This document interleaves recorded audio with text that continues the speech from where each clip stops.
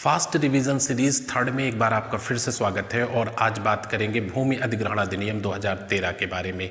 जितनी भी महत्वपूर्ण और सारगर्भित जानकारी है वो आपको न्यूनतम समय में देंगे और आपकी ये परीक्षा के लिए बहुत ही महत्वपूर्ण होगा। तो टाइटल आज का है भूमि अधिग्रहण अधिनियम 2013, जिसका कंप्लीट जो अधिनियम का टाइटल है सबसे पहले उसको ध्यान रखें। भूमि अर्जन ये अधिनियम का टॉपिक है, लेकिन इसको प्रैक्टिकली हम लोग अधिग्रहण शब्द प्रयोग करते हैं। Both are equal. भूमि अर्जन या अधिग्रहण पुनर्वासन और पुनर्व्यवस्थापन में उचित प्रतिकार और पारदर्शिता अधिकार अधिनियम 2013। टाइटल से ही इसका उद्देश्य क्लियर हो जाता है। भूमि अर्जन या भूमि अधिग्रहण, इसके बाद पुनर्वासन। पुनर्वासन का मतलब है अधिग्रहण के दरमियान जो मकान गांव गए हैं अधिग्रहण में, उनके रहने की व्यवस्था करना, इसको पुनर्वासन कहा जाएगा। और ऐसे व्यक्ति जिनका उस भूमियों पर पेट पलता था, रोजगार था, यानी खेती जो करते थे, उनका पुनर्व्यवस्थापन में उचित प्रतिकार मतलब मुआवजा देने और इसमें पारदर्शिता के अधिकार को बनाए रखने के लिए ये अधिनियम 2013 में आया। अच्छा, तीन बातें हैं यहाँ पे। पहली चीज, अधिग्रहण करेगी राज्य सरकार या केंद्र सरकार, जिसको समुचित सरकार कहा गया है, जिसमें दोनों चीजें आएंगी। और इस अधिग्रहण के दरमियान जो परिवार प्रभावित होते हैं उनके पुनर्वासन एवं पुनर्व्यवस्थापन यानी मकान और रोजगार की व्यवस्था करेगी और जो उनकी भूमि है उसका उचित प्रतिकार देगी। और इसमें पारदर्शिता को बनाए रखने के लिए ये अधिनियम 2013 में लाया गया। अधिनियम का उद्देश्य क्या है? इस अधिनियम को लाने का उद्देश्य औद्योगिकीकरण यानी इंडस्ट्रियलाइजेशन, नगरीकरण और आधारभूत ढांचे के विकास के लिए यानी इंफ्रास्ट्रक्चर डेवलपमेंट, जिसमें सड़क हो गई, रेल मार्ग हो गया और भी बहुत सारी चीजें हो गई। तो इस अधिनियम को लाने का उद्देश्य औद्योगिकीकरण, नगरीकरण, आधारभूत ढांचे के विकास के लिए भूस्वामियों से उन्हें कम से कम बाधा पहुंचाते हुए तथा प्रभावित परिवारों का पुनर्वासन एवं पुनर्व्यवस्थापन करने हेतु भूमि अधिग्रहण अधिनियम लाया गया। क्लियर हो गए होंगे। पुनर्वासन करते हुए भूमि का अर्जन किया जाना इस अधिनियम का उद्देश्य है। तो बिल्कुल इसका उद्देश्य एकदम क्लियर रखेंगे और बहुत ही इंपॉर्टेंट इसका उद्देश्य लिखा हुआ है। ये पारित हुआ 26 सितंबर 2013 को, लागू हुआ 1 जनवरी 2014 को और इसने रिप्लेस किया है यानी प्रतिस्थापित किया है भूमि अधिग्रहण अधिनियम 1894 को। जब ये 2013 में आया तो जम्मू कश्मीर को छोड़कर संपूर्ण भारत में लागू था, बट अब जम्मू कश्मीर में भी लागू है। इस अधिनियम में 13 अध्याय हैं, 114 धाराएं हैं और 4 अनुसूचियां हैं। अब आइए इन अनुसूचियों का डिटेल देखते हैं। ये अधिनियम हमने आपको बताया कि 13 अध्याय, 114 धाराएं और 4 अनुसूची में विस्तृत है।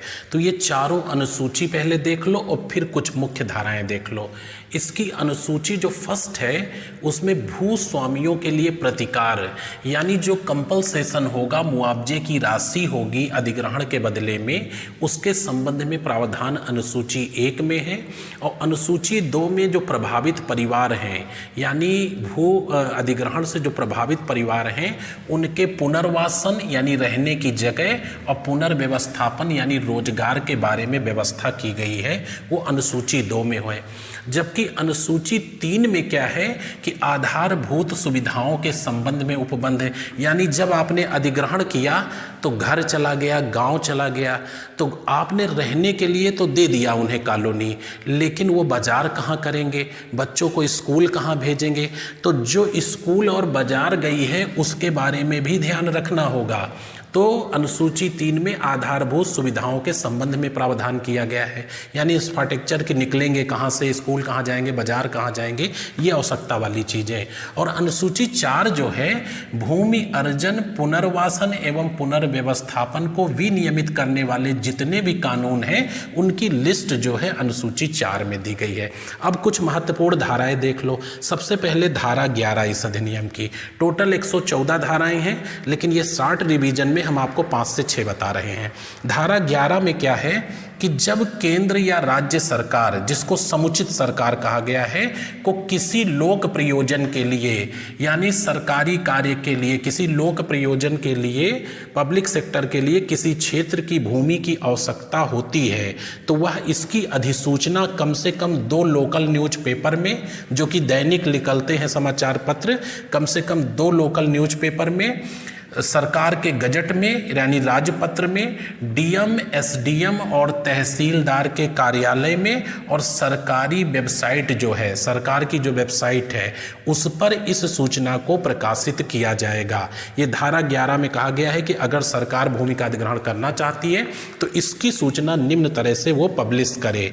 अच्छा, धारा 26 में कहा गया है कि भूमि के बाजार मूल्य का निर्धारण जो है, क्योंकि मुआवजा बाजार मूल्य के मल्टीपल में मिलता है, तो भूमि के बाजार मूल्य का जो निर्धारण या अवधारण करेगा वो कलेक्टर करेगा यानी डिस्ट्रिक्ट मजिस्ट्रेट करेगा। और 41 बहुत ही इंपॉर्टेंट है, ध्यान रखिएगा कि अधिग्रहण के संबंध में एससी एसटी के लिए विशेष उपबंध किया गया है। तो विशेष उपबंध ये किया गया है कि अधिग्रहण में कोशिश की जाएगी, यथासंभव सरकार प्रयास करेगी कि जो अनुसूचित जाति जनजाति क्षेत्र है वहां पे अधिग्रहण की प्रक्रिया ना की जाए, लेकिन बहुत ही अगर मजबूरी में करना पड़ रहा है तो उसके लिए फिर उपबंध किया गया है। आइए कुछ धारा और देख लेते हैं, और आइए कुछ महत्वपूर्ण धाराएं और देख लेते हैं।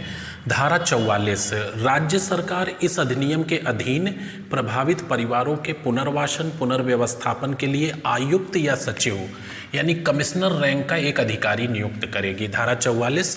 धारा 51 वेरी वेरी इंपॉर्टेंट है। समुचित सरकार, जिसमें राज्य और केंद्र सरकार दोनों आ जाएंगी, प्रतिकार के लिए यानी मुआवजा, पुनर्वासन पुनर्व्यवस्थापन से उपजे विवादों के निपटारे के लिए भूमि अर्जन पुनर्वासन एवं पुनर्व्यवस्थापन प्राधिकरण का गठन करेगी।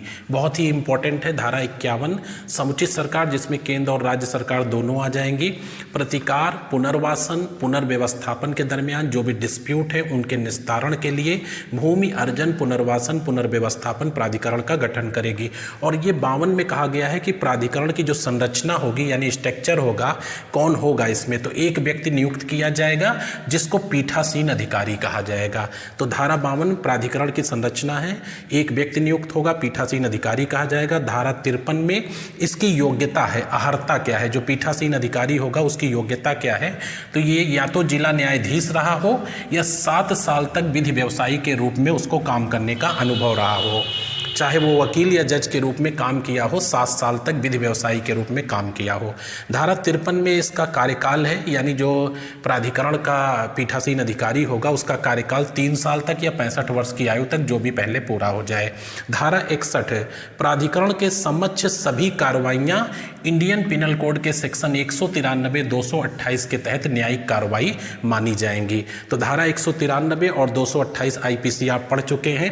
193 में मिथ्या साक्ष्य देने के लिए दंड है, और 228 है इसमें कहा गया है कि कोई न्यायिक कार्य कर रहा है तो उस समय सा आशय उसका अपमान किया जाए, और यहाँ पे या मिथ्या साक्ष्य या मिथ्या दस्तावेज दिए जाए। अच्छा, धारा जो 74 है प्राधिकरण के निर्णय के विरुद्ध 60 दिन के भीतर, यानी जो ये अथॉरिटी 51 में गठित की गई है, इसके निर्णय के विरुद्ध कोई व्यक्ति व्यथित है, पीड़ित है, तो वो हाई कोर्ट में अपील कर सकता है, लेकिन ध्यान रखिएगा 60 दिन के भीतर। तो धारा 74 के तहत प्राधिकरण के निर्णय के विरुद्ध 60 दिन के भीतर हाई कोर्ट में अपील की जा सकती है। धारा 84 वेरी इंपॉर्टेंट, अधिनियम के अधीन मिथ्या साक्ष्य या जानकारी देने पर 6 माह तक के कारावास या 1 लाख रुपए जुर्माना या दोनों से दंडित किया जाएगा। जो इसकी धारा 89 है, देखो इधर लिख दिया है, इस अधिनियम के तहत जितने भी अपराध हैं वो सब असंज्ञेय अपराध हैं। तो मेन आपको जानकारी मिल गई है। उम्मीद ये है कि आपकी ये काम आएगी, आप इसको देखिएगा। मिलते हैं नेक्स्ट शॉर्ट क्लास में, तब तक के लिए शुभकामनाएं, धन्यवाद।